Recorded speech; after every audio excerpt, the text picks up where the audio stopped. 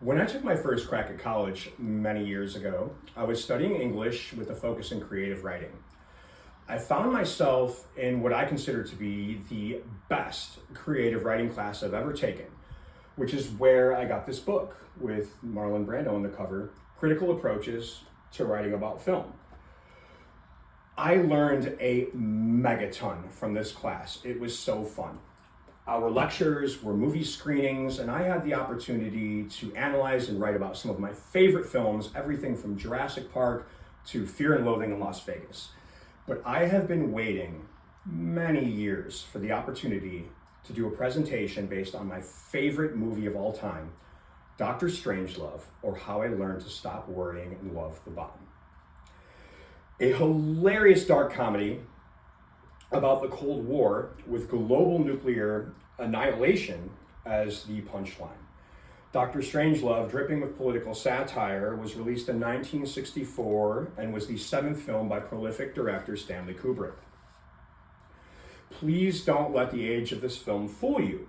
Many of the ideas in this film are just as relevant today as they were when it was released.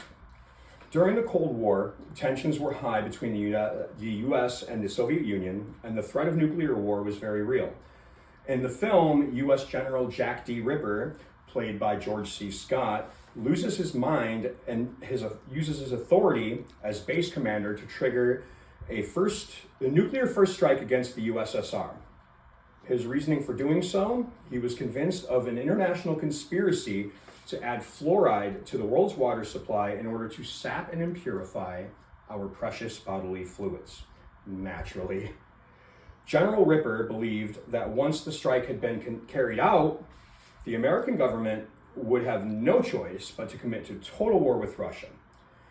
A weak American president, a drunk Russian premier, and the titular character, Dr. Strangelove, a former Nazi scientist whose right hand and arm may or may not still be loyal to the Third Reich, spend the rest of the film from the war room of the Pentagon trying to stop the attack and prevent global nuclear winter.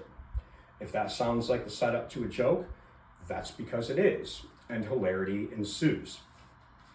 I would like to discuss this movie and some of the reasons why it is such an important film.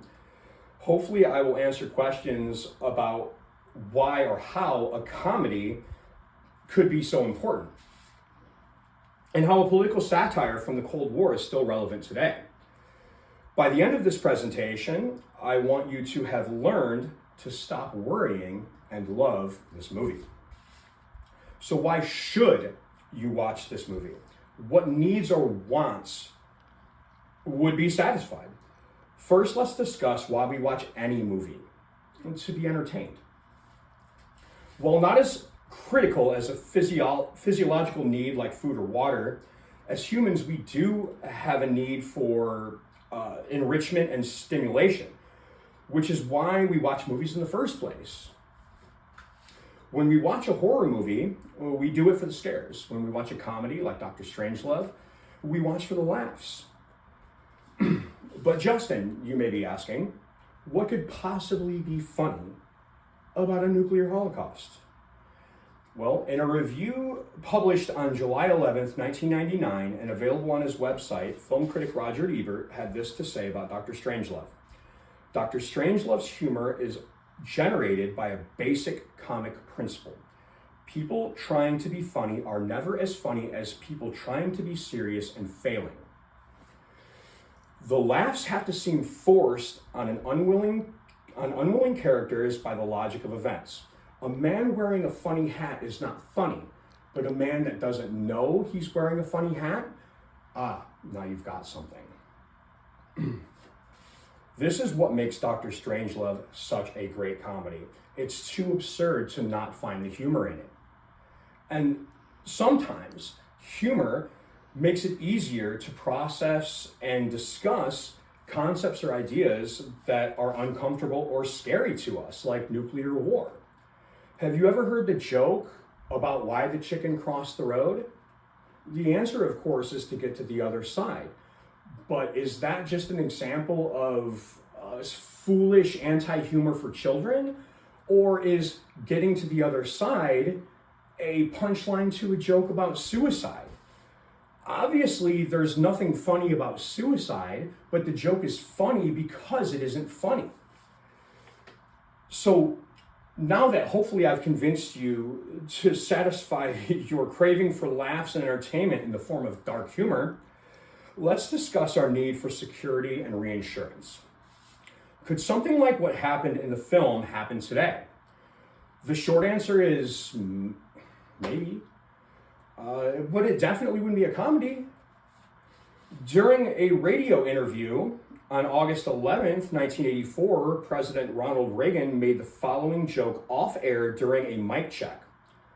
"My fellow Americans, I am pleased to tell you I have just signed legislation which outlaws Russia forever. The bombing starts in 5 minutes." Unfortunately for the president, he was the victim of a hot mic. And the joke was actually recorded. It was never broadcast, but the statement was leaked, and the fallout was immediate. While most Americans found the gaffe humorous, Soviet officials were outraged. There were even unconfirmed reports that the Soviet military was briefly placed on high alert after the president's remarks were made public. Were we at increased risk of nuclear war as the direct result of a joke? Probably not. But it did very little, probably nothing, to ease tensions between the two nuclear superpowers. If Dr. Strangelove were given the reboot treatment today, what would the crisis look like in 2025? Would we still be afraid of nuclear war? I mean, we certainly could be, right? It's also possible that sentient AI or autonomous weapons systems that require little, if no, human input would replace the hydrogen bomb as the global threat. There is definitely a safety paradox here. When the systems and technology we create to keep us safe from harm become the greatest threat to humanity itself.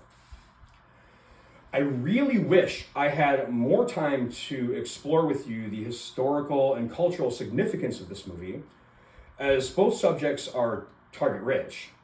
I could easily discuss this film for hours. But I hope I have demonstrated how the shattering illusion of safety and national security drives the plot and fuels the comedy of Dr. Strangelove. Dr. Strangelove is an important film, and the Library of Congress even agrees.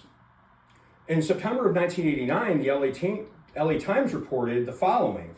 The Library of Congress today announced selection of the first 25 motion pictures to the new National Film Registry as culturally, historically, or aesthetically significant and worthy of preservation. Dr. Strangelove was on that list, along with films such as Casablanca, Citizen Kane, Gone with the Wind, and even Star Wars. These are all important films, culturally, historically, and aesthetically in their own right. I could not endorse a film with more enthusiasm than I have for Dr. Strangelove.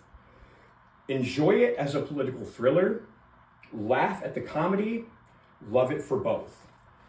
Please, I implore you, watch this movie. I promise you, the end of the world has never been so funny. Streaming now on Amazon Prime,